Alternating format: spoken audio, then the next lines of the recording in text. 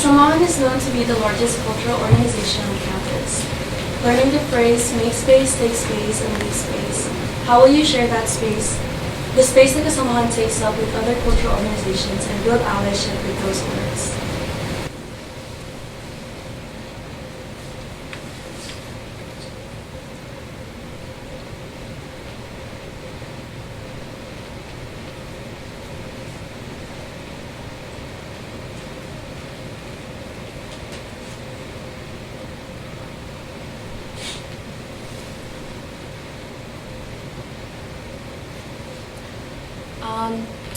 So something that I think is so beautiful about coming from one of the largest cultural organization is the fact that a lot of our kasamas actually stem from these said organizations. I think that means that it would allow for us to meet each other halfway, like we always say, with these orgs in terms of our connections and networking, and use these kasamas and integrate them into our process of collaboration. I think collaboration is really important, not just in terms of like the roles of what board does, but by integrating membership as well too, because they make up this entire organization. Outside of our kasamas though, however, I also believe that my character as a person in terms of reaching out to people and just effectively communicating what should be communicated makes easier paths for me to collaborate and stand in unity with different cultural organizations. I've seen this through many of y'all, for example, like last year in SKIT, when so many of y'all reached out to different organizations and making sure that the content that you were putting out and the stories that we were sharing in SKIT were appropriate. When we covered hard topics like colorism, for example, y'all were able to reach out not to just alumni, but our cultural organization, our BSU here, and that allowed an open door for us with BSU. We can continue to open these doors by bringing in these heavier and harder topics into not just the things that Kasamahan puts out, but the things that all these other cultural organizations put out too. I've seen this in the work of Hawaiian Ensemble when dance leads, or I guess they call them choreographers in Hawaiian Ensemble, where they approach their dances too with more intent and try to explain the meaning behind the dances that they put out in their showcases. So I think it's very possible for this type of collaboration to extend beyond Kasamahan because it definitely has started with us. I think connection is so important, and I think when you come into a big space like Kasamahan, you start to realize how a lot of people's experiences and backgrounds are intertwined, especially when you start to get to know these people. And I think something that being president for Varsity has taught me is that reaching out to someone can start the formation of a bridge to a long-term relationship.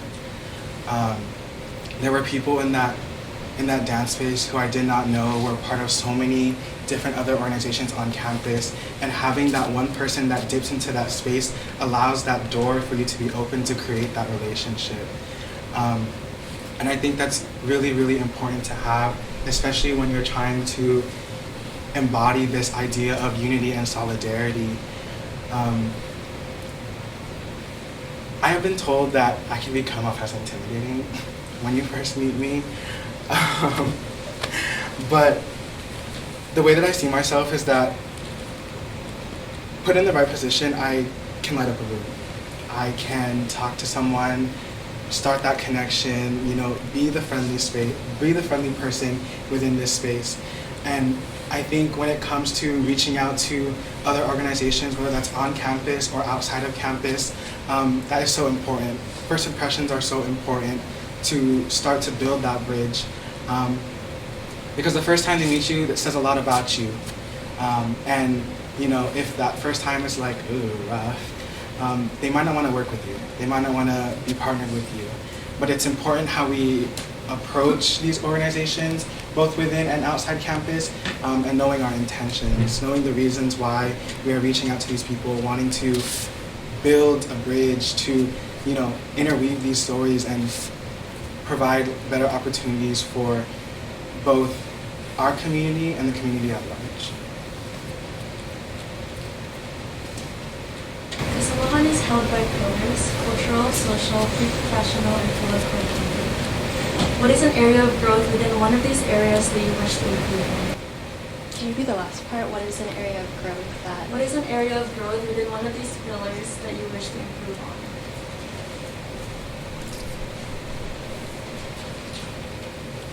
I think for I'm sorry. Can you go on? Look at you, girl. I was like, I'm sorry. I went like this. And I didn't see.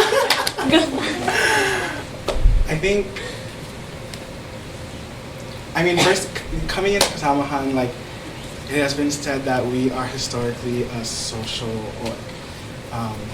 That we are very cliquey, and that, we all like to talk within our fam lines. And I truly think that the social pillar of this organization is so, so strong. We uphold that very, very well. But part of the experience of Kasamahan is experiencing all 4 pillars as a whole. So something that I was talking about to Francis and to Jalissa was how am I going to be sure to uphold the rest of the 3 other pillars so that they meet the level of the social pillar? And I think I really wanted to focus more on the pre-professional pillar.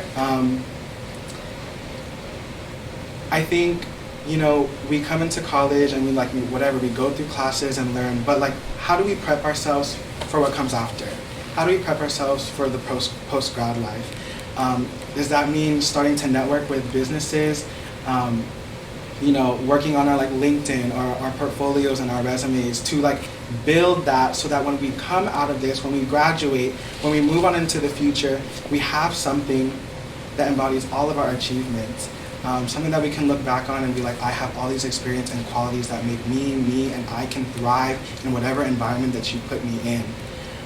And I think that's an opportunity that all of us need to have. And whether that's, talking to businesses around the Bay Area or shadowing or finding internships at big things like Apple, Facebook, Microsoft, stuff like that. Like I said before, connections are so important. So if you know the right people, you can get in, right? Once you have that connection. And I think that's something that we really should work on strengthening, is that specific pillar.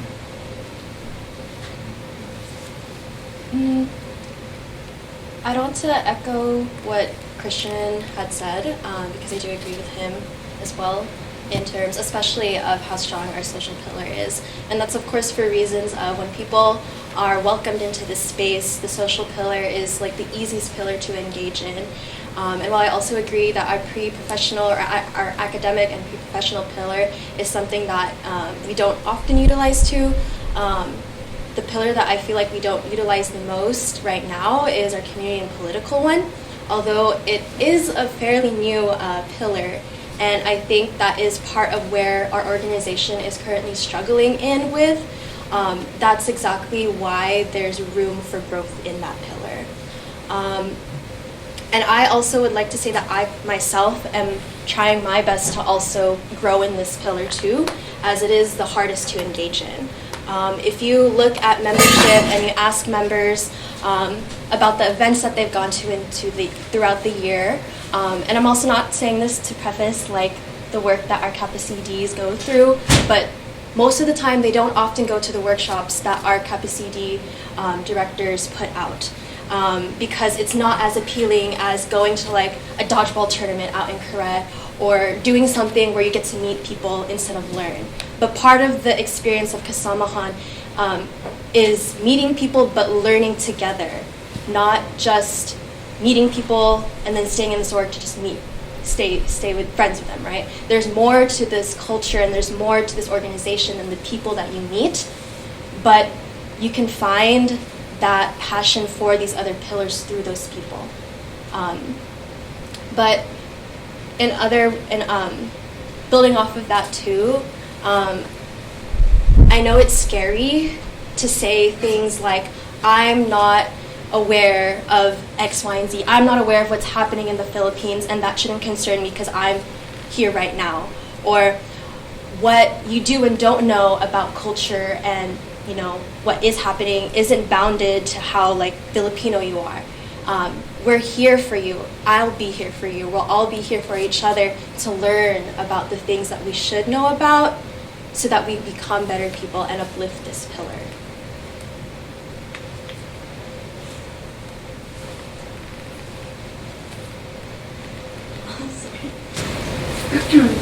With such a busy organization and executive board, it is likely that the executive board members or executive board as a whole will reach a point of burnout. In this state, rest is first and foremost the number one priority. Here's two questions. The first one is, what will you do when your entire board doesn't want to rest? And the second question is, how will you ensure that the events planned or other projects going on continue while the board is receiving their well-deserved rest?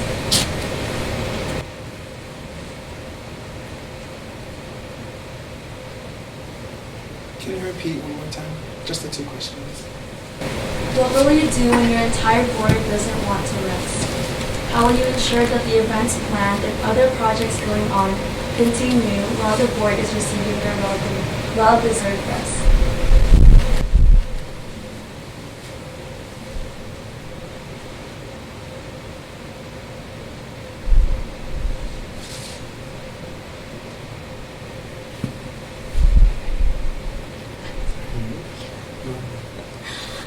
To your first question, it was, what do you do when your board doesn't want to rest, correct?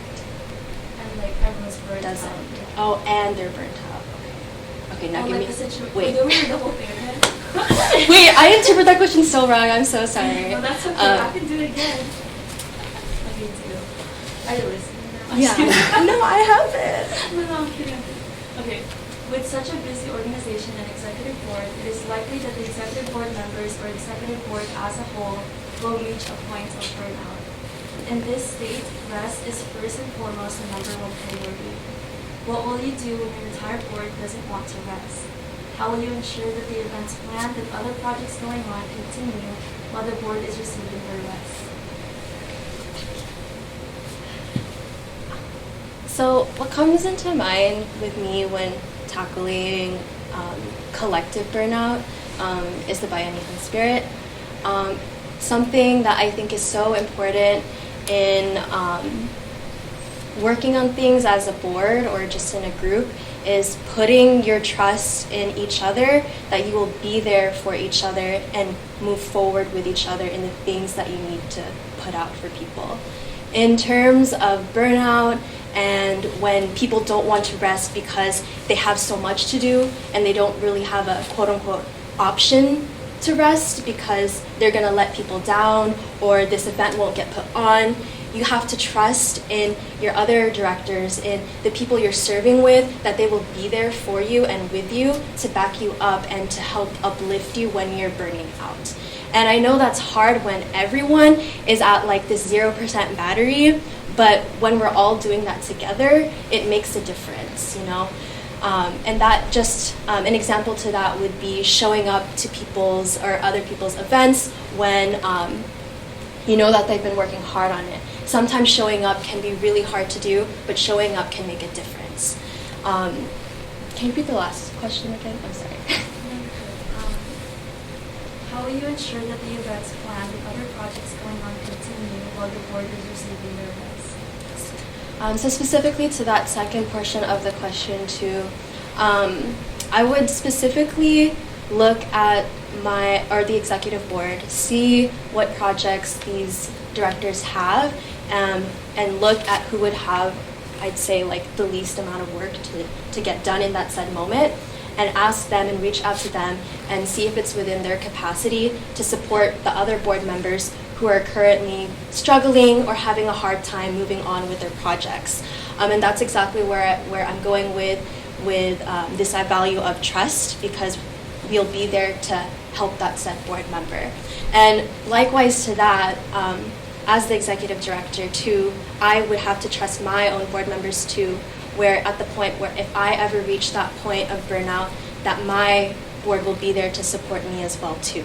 there shouldn't ever be a time where all of us are super down. There shouldn't be a time where none of us can get anything done, or it's gotten to the point where we always have to get something done, because there should always be someone that has the opportunity and privilege to rest while other people are able to, or while other people are getting the work that needs to be put out done.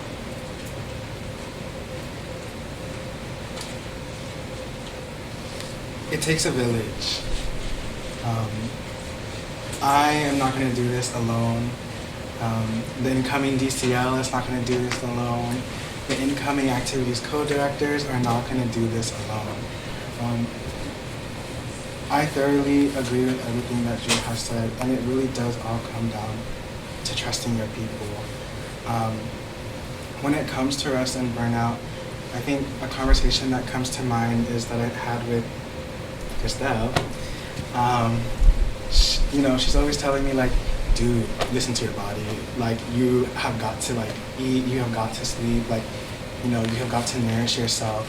And I think when, it's kind of hard for me to draw that boundary of, like, I need to listen to my body and, like, rest. But when we embody this act of rest, something that Christelle has told me is that you have to have intentions with it. You have to make sure that tomorrow you come back better at your 100%. She has told me that, yes, Kasamahan wants to see a leader that is human, but they also want to see someone that is rested. And so when we take this idea of rest, that I would probably want to instill into all of these board members is, maybe you're running at like 60% right now. And that's totally okay. We all have busy schedules, we all have a lot on our plates. But how can you take a break right now and ensure that tomorrow you are at 100%? Or maybe if it's not tomorrow, maybe it's within the next week. So that when you come back, you are ready to fulfill your roles and duties within this responsibility. And I think that is so important to make sure that there is intention with rest. Because yeah, I have been on board and I have experienced the burnout, but I think it all comes back to the idea of a village. We have to be able to lean on each other. We have to be able to uplift and support one another. When one of our directors are down, how can we make sure that Kasamahan still works, that Kasamahan still, strives to be this great organization? We have to instill trust. And I know it's hard to ask for help. I know it's hard to lend out a reaching hand, but there are so many people that want to help. There are so many people who want to, be there to support you and uplift you and help you with whatever event or whatever workshop that you have planned.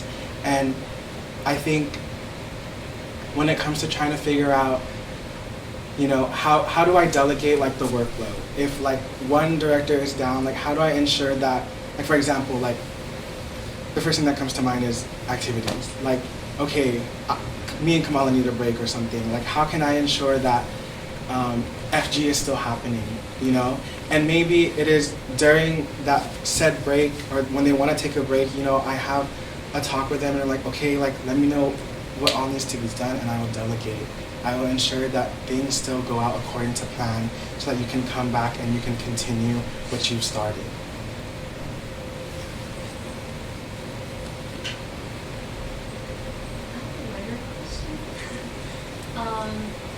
Who is a historical Filipina, or Filipinx leader do you look up to, and how have they impacted your view as a leader?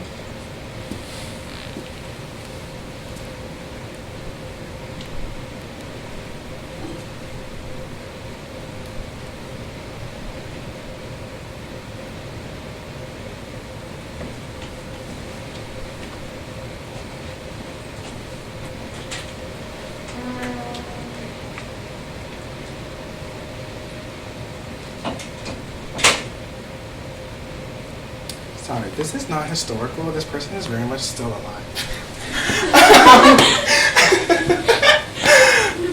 They can be alive, right?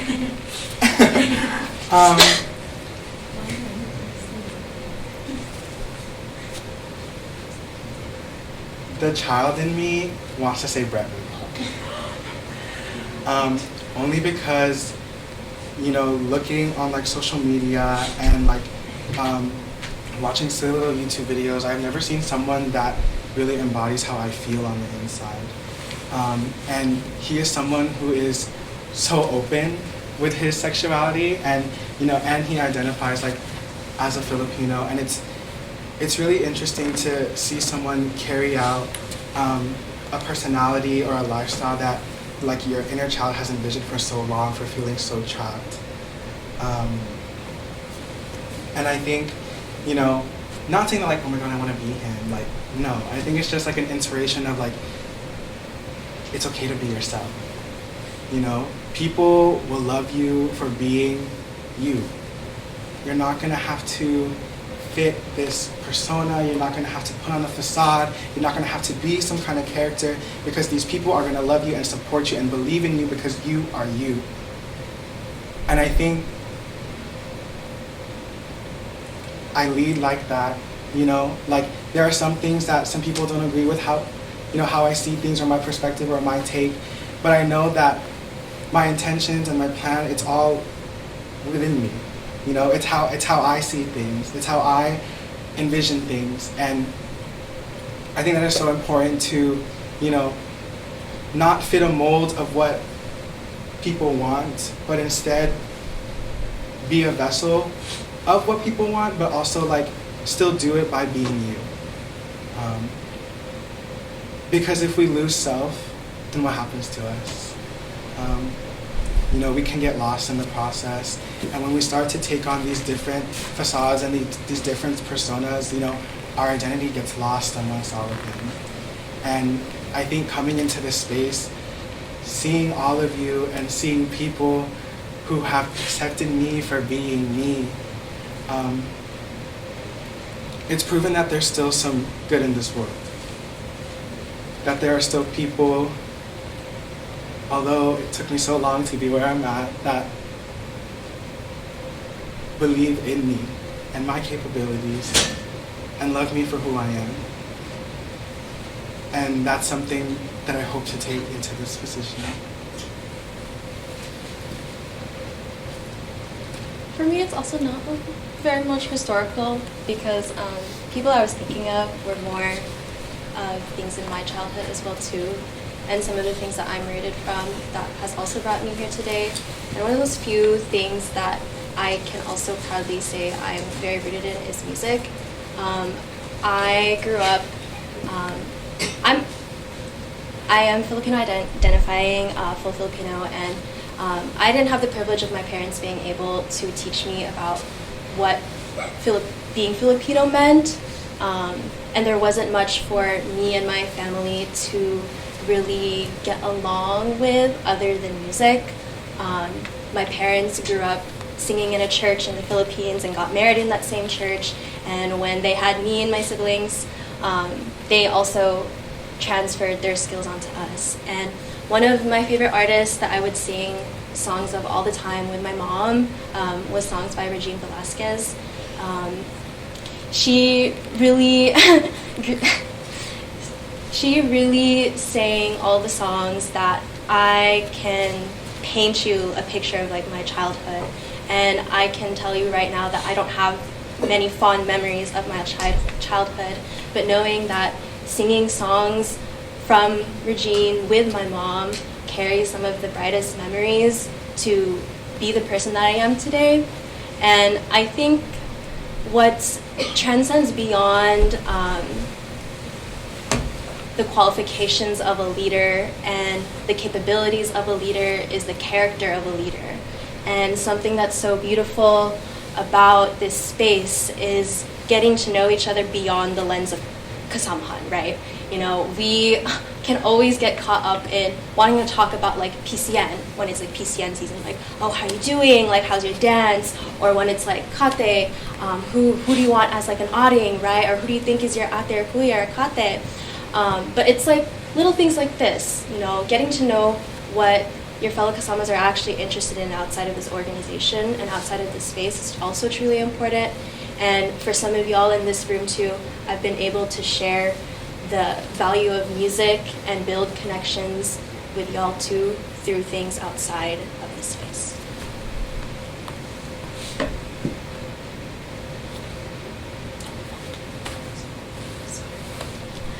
Hi. Hey. Do I know you? Okay. So, not everyone gets to be nominated for this position. Not everyone chooses to run for this position. Not everyone has the privilege to stand in the spot that you're standing in right now. Understanding that, I want to know, when was the moment you realized, actually when was the moment you chose to run for executive director?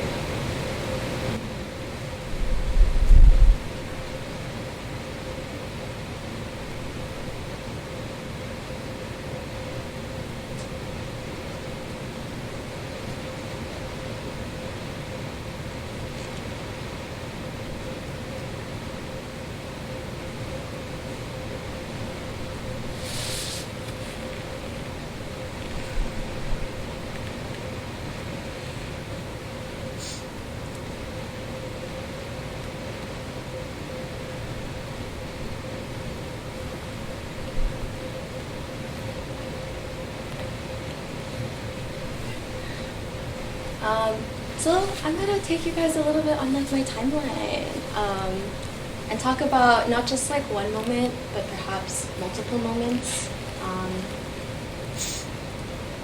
I think, though, to initially answer your question, the very first moment that I So sorry. the very first moment in which I recognized and acknowledged in myself that I wanted to run for this position was after having a conversation with an alumni from this organization in the fall semester.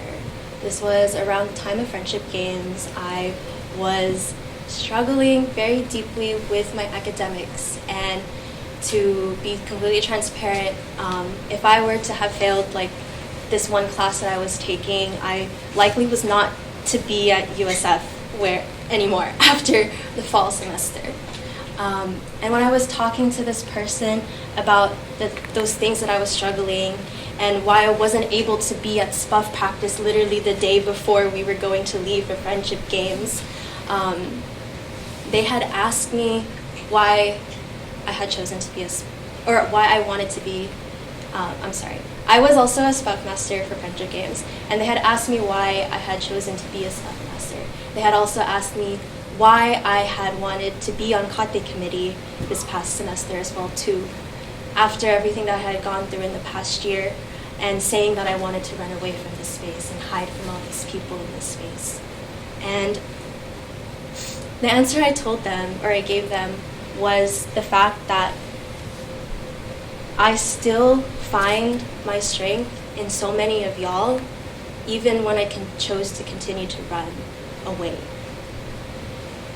And that strength, through that strength, I was able to see that I didn't have, I'm going to rephrase my words.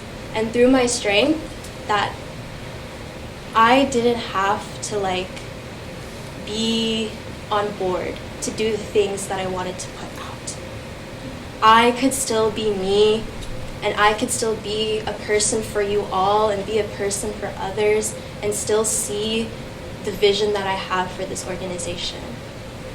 And I think it takes that type of mentality to stand in the position that Christian and I are in right now, because in that way you'll be able to invoke that light onto other people as well too.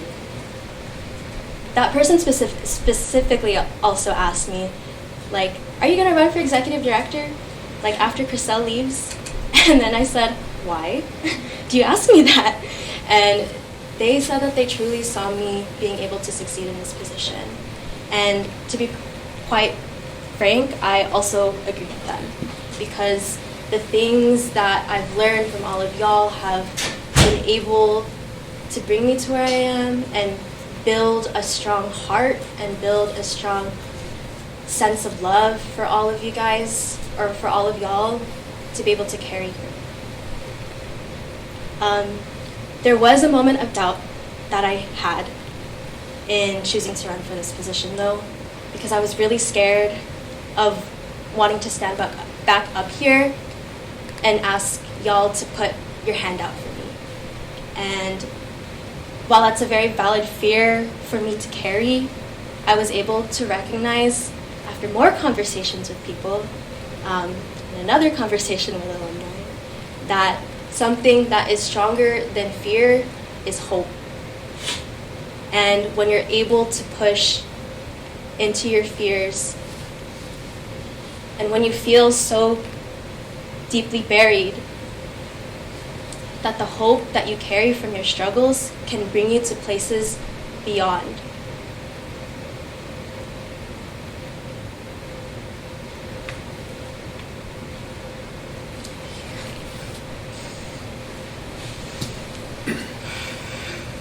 I don't really know if there was one defining moment where I was like, yes, executive director. When I got my nomination list, I was looking at all of them and truly thinking about what I can do within all these positions, but what I wanted to do within this space. And I think when I reflect back on my time in Kasamahan, I really think about, yes, all the memories, but all the in-betweens. All the in-betweens that have brought me some laughs, some giggles, some tears, some fears. All of those that make me who I am today. And when I was talking to an alumni recently, they presented me with this quote that I reflected with for quite a while. To love a space is not enough. We must find ways to heal it. And I love this space so much, but I had to ask myself, how can I better it? How can I make sure that anyone who walks through these doors can experience all the things that I experience and then some more? How can I make sure that the future generations to come can experience Kasamahan in its totality? And when I was reflecting on what I wanted to do within this space, I allowed myself to let love drive me, to let love push me to places where I didn't know I can be pushed, to let that be the reason why I can stand in front of you today and say, trust me. Trust me that I can lead you with my heart, but also that the intentions are there. And when I'm thinking of that quote, I spent all the spring break really thinking about it. I was like, oh, this is like quite a lot, but it really shows and emphasizes on the how. How can I make it better?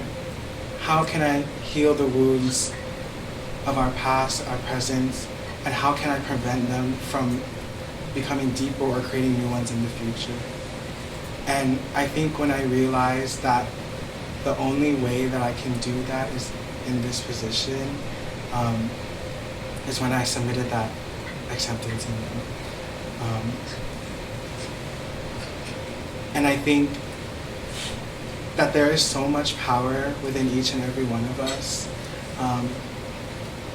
that it doesn't have to be me. You know, I think sometimes when I was reflecting, it was like, do I need this position to actually do what I want to do? Yes and no. You know, each and every one of you have love instilled in you, and y'all can use that to let that drive you as well, to make this place better. Anyone can stand right where I am at, where Jewel is at. You know, we just have the privilege of standing right before you. But anyone can be right in this spot.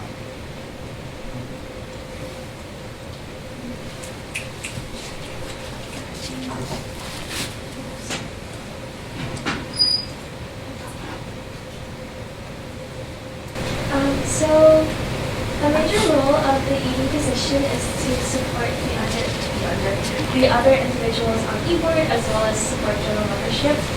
But how can you also make sure that you're supporting yourself, your own learning and your own growth in this position, as well as that of the people around you?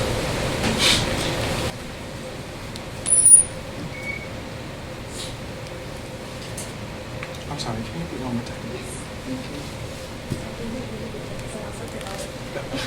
A major role of the ED position is to support the other individuals on executive board as well as everybody within general membership. How can you also make sure that you're able to support yourself, your own learning, and your own growth in this position amongst everybody else?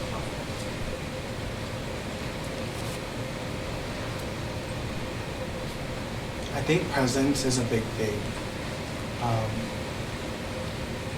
There's a lot of things that I don't know and a lot of things that I have yet to learn. And I want to ensure to myself, also to all of y'all, that that's okay. To eliminate the fear of the unknown. And so when it comes to supporting myself in my growth and in my learning, I think I have to be present. I have to want to be where I want to be. There has to be some kind of drive, some kind of motivation, some kind of intention to want to expand your persona, your knowledge, whether that be socially, culturally, pre-professionally, or politically. And when I was talking to Christelle, one of the things is like how can we show up? And I think that's the first step in support, both for those on board, for people within membership, or even for myself, because that is the first step into expanding my knowledge and to, further developing my personality and understanding my culture and my identity. Presence is so important. And, that can be hard when there's a lot of things going on, when we think about like burnout or a break. But going back to the whole idea of, rest with intention, and wanting to come back better, I have to make sure that while I am uplifting all of these directors and all of y'all, I am also uplifting myself.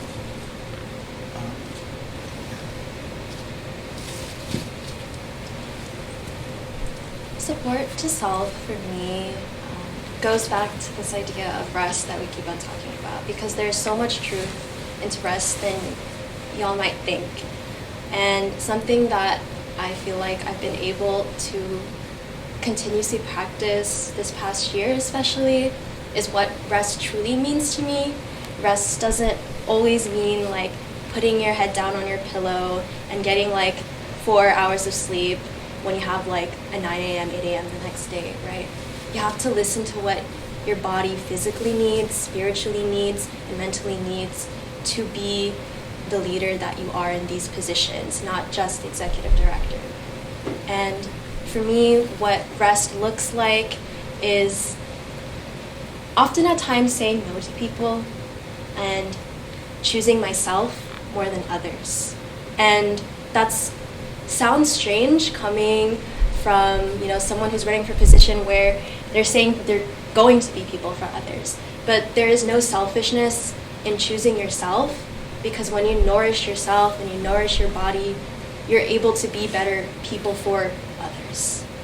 And to me, when I've been able to step away from Kasamahan and step away from the excitement and the busyness and that exists, I'm able to recenter myself, I'm able to rejuvenate myself and come back to Kasamahan and say I'm a better me. And a better me looks like the me that is able to uplift my growth in learning and gaining more knowledge through each other, through the things that we're putting out for membership.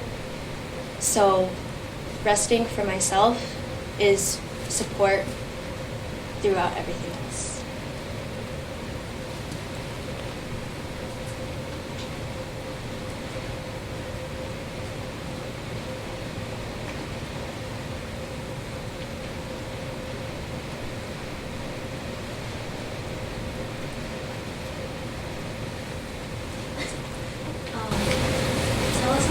time within or outside the space of Kasamahan where you had to engage in a difficult or challenging conversation regarding the community?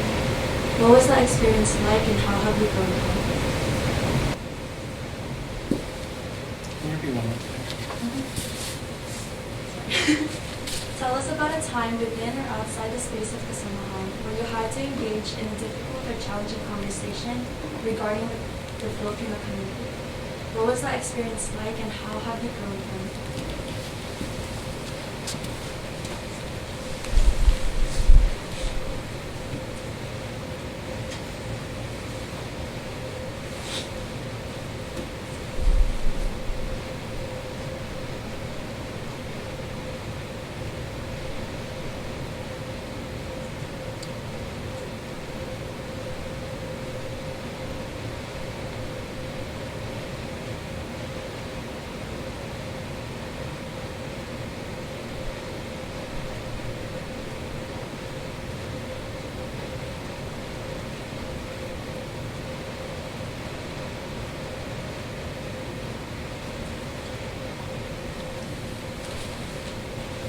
For me, I'd say that being one of, or the largest cultural organization on campus, there also comes an image and a reputation that Kasamahan carries across campus. And a situation that I am thinking of right now is a conversation that I held with one of my friends slash coworkers about how they perceived Kasamahan. I think when you're not in this org and you're not a general member and partake in the things you put out for each other, people can often see us as cliquey. They can often see Kasamahan as the loud and proud crowd, you know.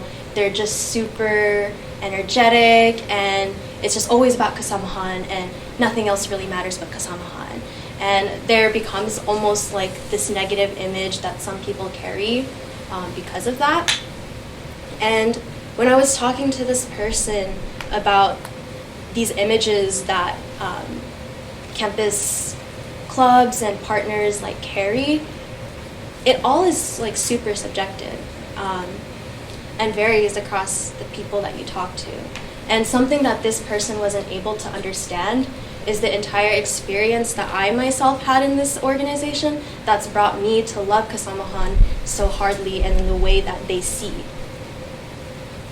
And these people will only see what they see on whether it's on social media or through the small talk of like the grapevine of USF, but no one who's outside of this space can truly understand the things that we experience, the things that we go through, the hardships that we go through, the conversations that we have to better ourselves, the conversations that we have to better other people and advocate for other people, specifically the Filipino people. And that's something that's not often put out enough for people to see that Kasamahan does. And I had to explain to them that it was through those experiences that's brought me to know all the things that I know and be the leader that I am in not just Kasamahan, but also my workspace, because my workspace is also another valuable platform that I too. So, you know, it's really important to show people the entirety of Kasamahan and not just like the aesthetics of it, even though that is often what is seen. And hard conversations like the one I had with my friend are just what needs to happen in order for people to truly understand the meaning of this organization.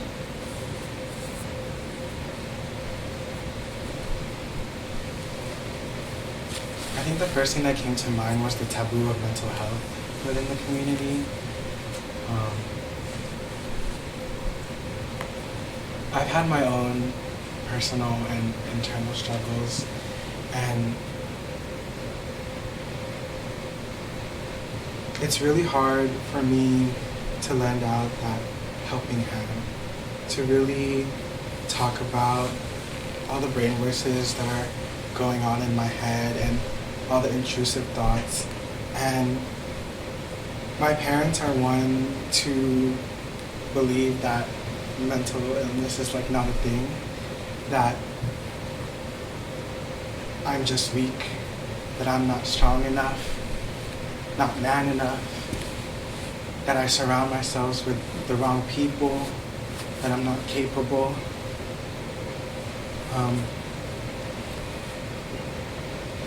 And honestly, it's very degrading, very belittling, especially when they don't know what you're going through or what you have been through. But I think coming into this space and finding the people who want to support me, who want to be there to love me, truly showed me that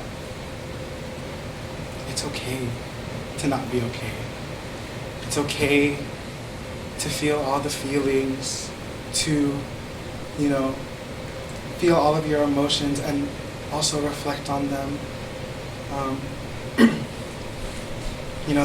The conversations that I have had with people within this space are not conversations that I would probably have with my parents, because we established this sense of diving deeper into a vulnerability so that we can understand each other more. Something that I like to pride myself in is that my friendships are not superficial. I want to get to know you. I want to get to understand you. I want to see you from within. And allowing myself to do that has provided me with this two-way street, and really has showed me that I am just human. We go through trials and tribulations, and we go through so many hardships, but how do we deal with all of it? How do we ensure that we not only overcome it, but come out of it stronger, wiser, prepared to take on tomorrow? I think something that holds so much gravity with mental health is something that we really truly need to talk about, because we all experience some form of it, some form of that voice in your head, or those intrusive thoughts where it's telling you you're not good enough, or it's overthinking, and we start to become consumed with these thoughts. But how do we handle them? How do we make sure that those are just the voices that are trying to bring us down? How do we realize that there are people in front of you who want to uplift you, who want to make sure that you make it to tomorrow and the next day and the next day after that?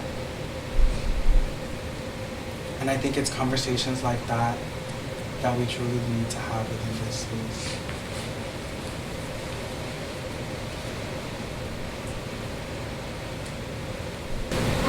So I know we've talked a lot already about core pillars, and I think that a lot of the times when collectively we kind of think or talk about the core pillars, we think of them as very separate entities, things that kind of exist in and of themselves but don't often interact with the other pillars. But of course they're all quite literally the pillars provide the structure for the building that is Kasama.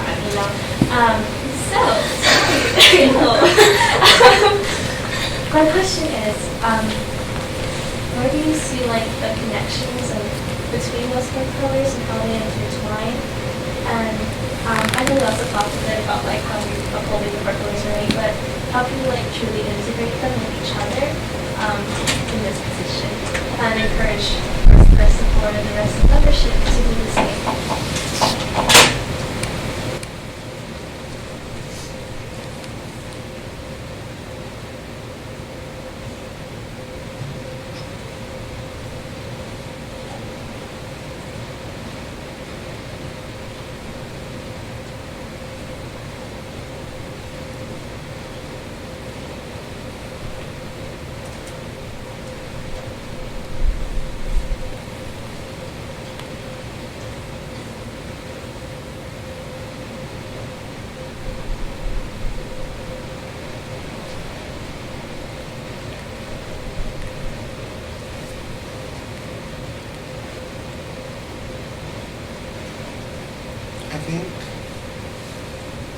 collaboration is key. You know, a lot of these directors are gonna want to uphold a certain social or a certain pillar. For example, like the social pillar. But I think through collaborations, that is where we start to see things intertwine. It might not present that way to membership, but it can be. You know, a lot of what me and Kamala tried to do is kind of work with CC this year to like bring in like some cultural workshops while also making it fun. You know, just a place where Kasama's can hang out and just be, but also like learning of the histories and the meanings behind certain things. And that starts off with collaboration. I feel like another way where these pillars can be intertwined, but also membership as a whole, is through the power of storytelling. You know, we come from different backgrounds, we come from different experiences, but when we allow ourselves to be vulnerable and truly like be who we are and, you know, give, I guess you could say, context, that's how you start to relate. That's how you start to see the interwovenness of these different stories and, you know, how what we preach when in PCM last year, you know, a bowl, like the big, powerful piece that all these stories come together. And I think that's where that idea of like interconnectedness comes.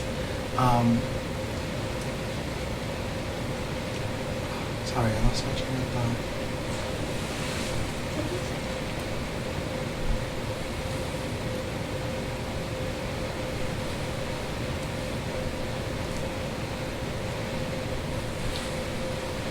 When you talked about Kasamahan being a house and these pillars being very separate, these pillars are on all are on one thing, on one foundation.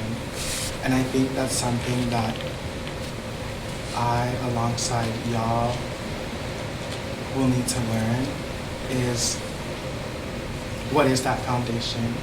What actually upholds all of these four pillars? Is it executive board? Is it y'all? Is it the community at large? Because that foundation is essentially what brings everything all together.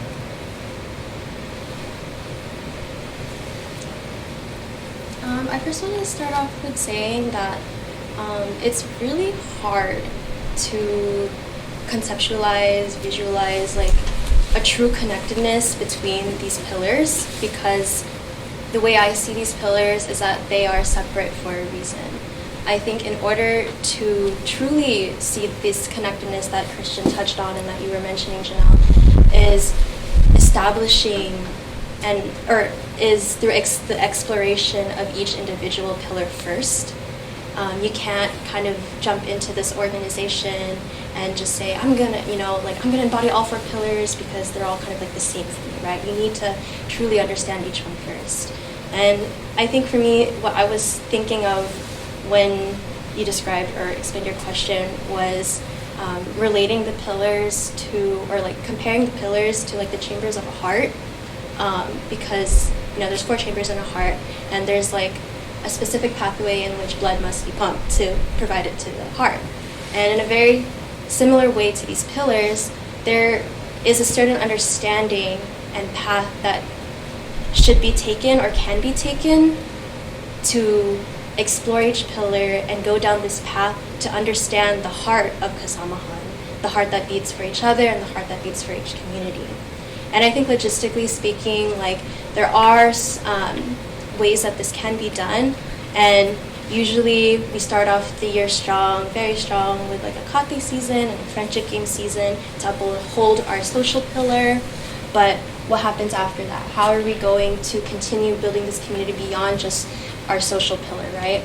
We need to reach out to our members and let them know that there's more to Kasamahan than just friendship games and Kate and the relationships that we build. We want to let them know that from these relationships that were grown in the beginning of the year, we can take a step further onto different paths of these pillars. Those pillars ranging typically of like culture first, because people come into the space wanting to know more about culture, even people who don't identify as Filipino, and from there on taking it even a step further, implementing and showing them the pre-professional and academic pillar and community and political pillar, which can often be like the harder pillars to integrate to membership because it's just not as appealing. But there is always like these people that will be able to listen to you and understand where you're coming from and the things that you're putting out. And so you need to be able to trust that when we're communicating this to our members, that they are trusting not just me, but our entire board, that we are guiding them through this path to make that heartbeat. Last question.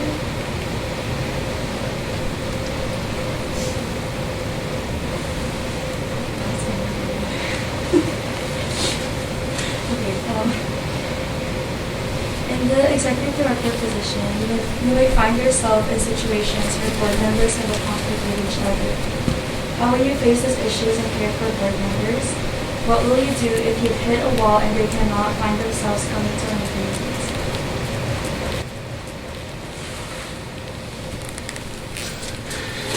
I'm sorry. That was just really good.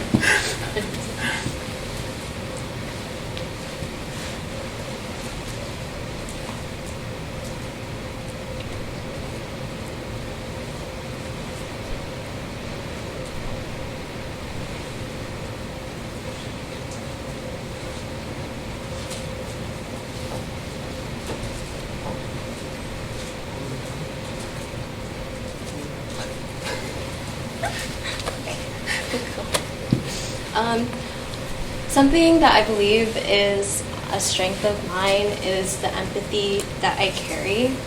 And when resolving conflict, I think the first thing that's important to recognize is to remove your bias from these people. Often at times, when you're serving with your board, you get to know these people. Sometimes these board members are your friends. You want to remove that bias and these things that you carry already from your mind, so that you're able to examine situations very clearly and carefully. And with that, you'll be able to properly listen to both parties or the multiple parties that are involved. And I think where my empathy definitely plays a part in this is being able to truly understand where people come from when they talk about their feelings, when they talk about what is happening, right? And my empathy isn't something that is biased because it's something that is just who I am. That my empathy isn't connected to how I view one person over another when it comes to conflict. And I think being able to truly listen to everyone and understand, or let them understand, or make them understand that I'm here for them and I'm not there to pick sides, or to say the most that. And when it comes to a decision that I make or suggestion that I make, that it is not to choose one over the other, right? The decisions that I make should be for the betterment of the community and for the people that we're putting things out for. And that is just something that I'd have to explain to both parties when I resolve that said conflict. And on top of that too, it doesn't really just end when that conflict is resolved, because lingering feelings will always exist when you continue in any position where conflict happens. So checking in on them and reminding them throughout the rest of their term, asking them where they're at with one another and with their space and with their position is also really important, because these conflicts can potentially affect how they lead moving forward. And I'd want to prevent them going into this mindset of not being their fullest self just because of a conflict that happened. I really want to echo a lot of what Jewel has said. Being on Varsity's board has taught me a lot. And in full transparency, there has been a lot of conflict amongst, our board members. And I think what's truly important is separating business and personal, church and state.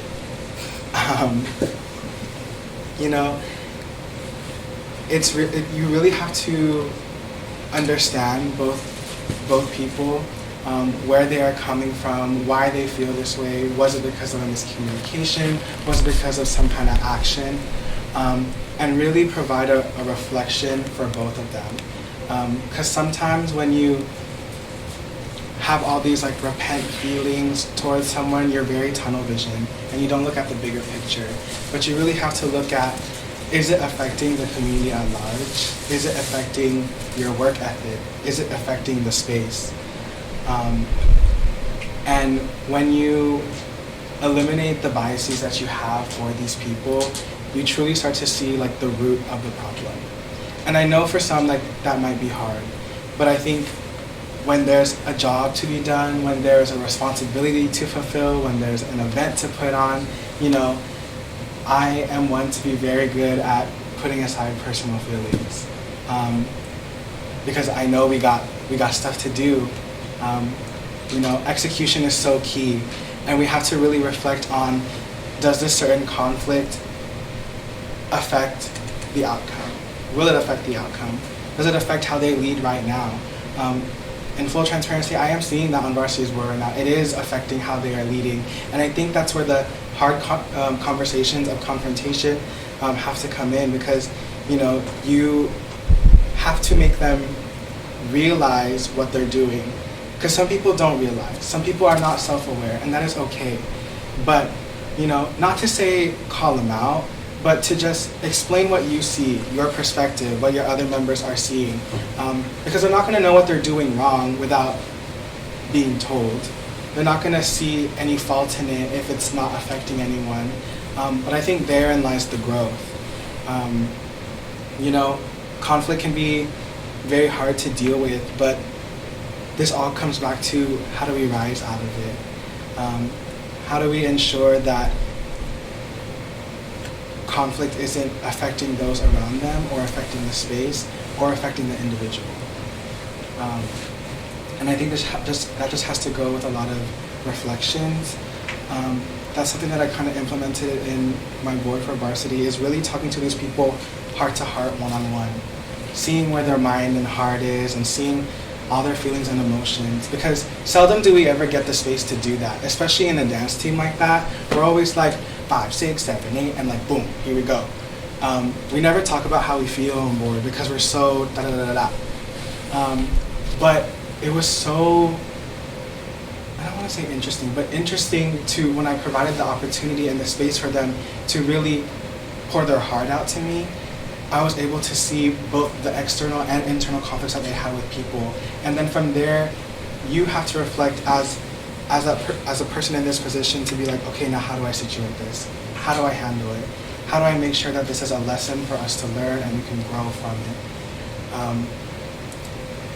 While that board is still a little rocky, it's improving. The atmosphere is improving. And I think all the lessons that I have learned in that space, I can take into here as well.